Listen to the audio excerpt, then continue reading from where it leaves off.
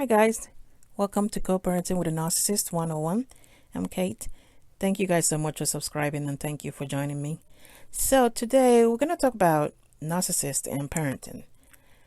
So why we can't tell anybody how to raise their child or which practice or which route to go with.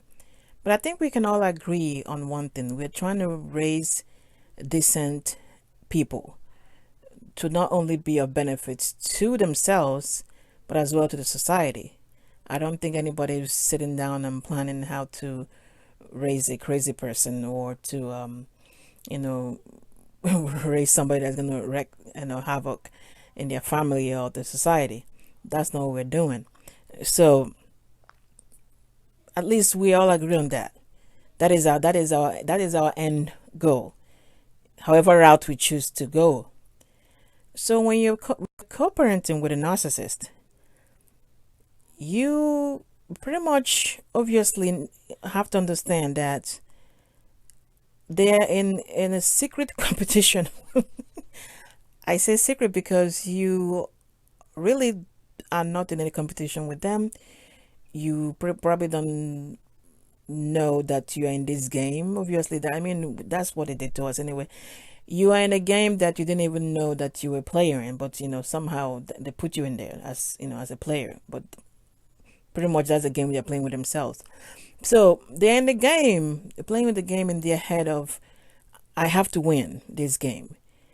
So and I have to win this game, just like any game that you play, is you're countering your opponent's move.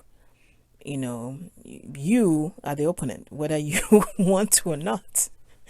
That's where they put you in. So when it comes to parenting, obviously that means whatever it is you do, they have to counter. Whatever it is you do, they have to counter. And why your decisions in parenting the children is coming from the right place, and I believe, all of us, I hope, is all coming from the right place. Theirs is not. They could care less about what it is that they're countering.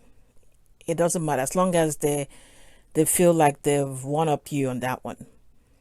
So pretty much what I was saying earlier in the other videos. They cut the face, cut the face. They cut the nose to spite the face.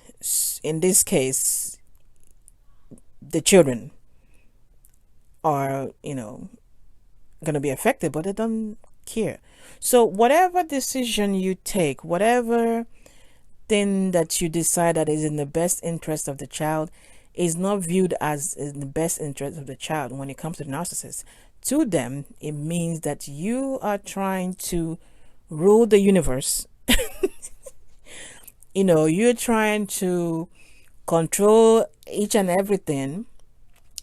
That's it. They don't see it any other way.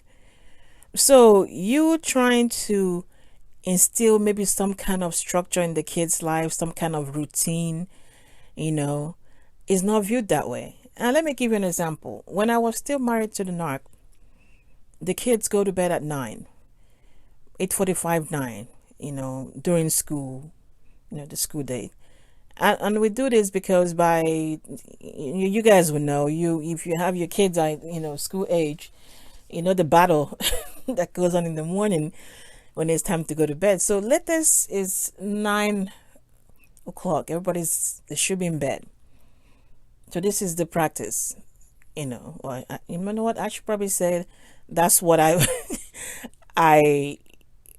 had them doing. Then he was going along with it. So now, after the divorce and when they go visit him, he lets them stay up to 1 a.m.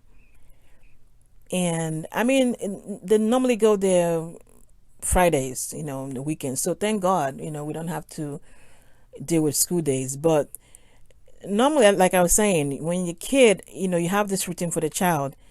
You kind of want to stick to it because, by the time Monday rolls around and they've been staying up all weekend to 2 a.m. in the morning, guess what's going to happen on Monday morning? Everybody start negotiating what time to get up, So what I'm saying, the narc is aware of this. So when they go over there and they come back, which are not affected as well, when they come back, they're expecting you to let them stay up to 12, 1 at night. But we do it at dad's house. Okay, well that is not the rule now, is it? This is not how we do it here. Oh, it's okay. Why are you up at 12, 1 a.m. in the morning? Oh, we were just on the computer. I mean, on the phone or on the tablet. Okay, where's your dad? He literally leaves them with electronics and goes to bed. So sometimes they're falling asleep with the iPad on or the phone on, or maybe plugged in. Who knows how, you guys know how dangerous all these things are. So he just goes to bed and leaves them in the room. So they stay on it until they doze off.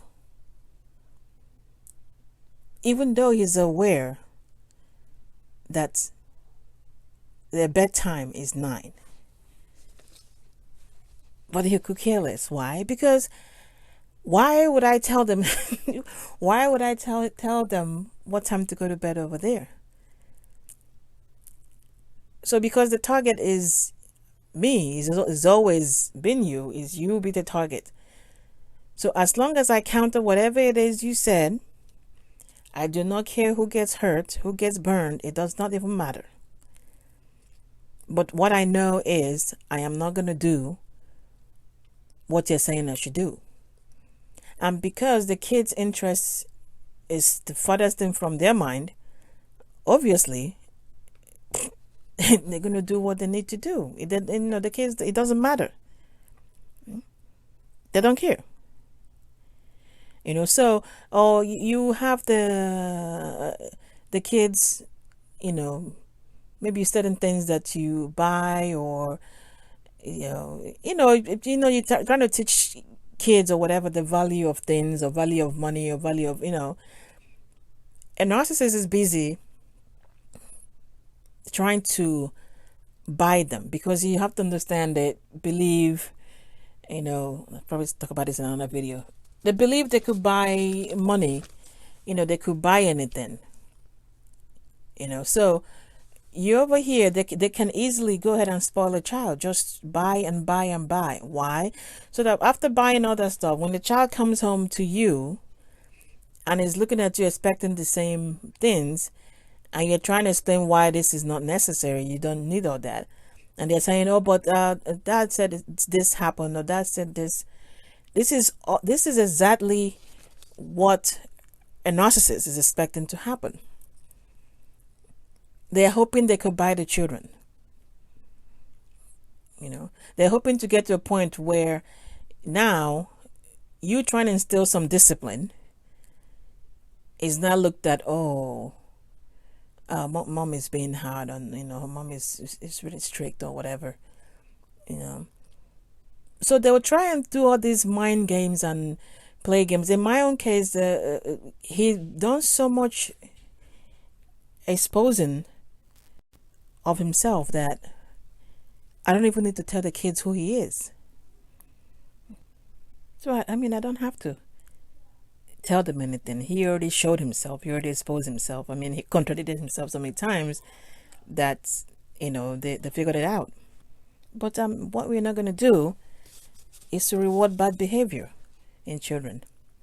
So when that comes up, like it's always going to come up, they go contrary to what you're doing, or maybe the kid needs a new pair of shoes, and you figured, oh well, you don't really need that new pair of shoes, or you have 2 or 3 of them the same. And then narcissist obviously is gonna just, not because they really care that the kids want extra shoes, no, it's just to go contrary to what you just said. So they'll probably go and buy 2 or 3 just so.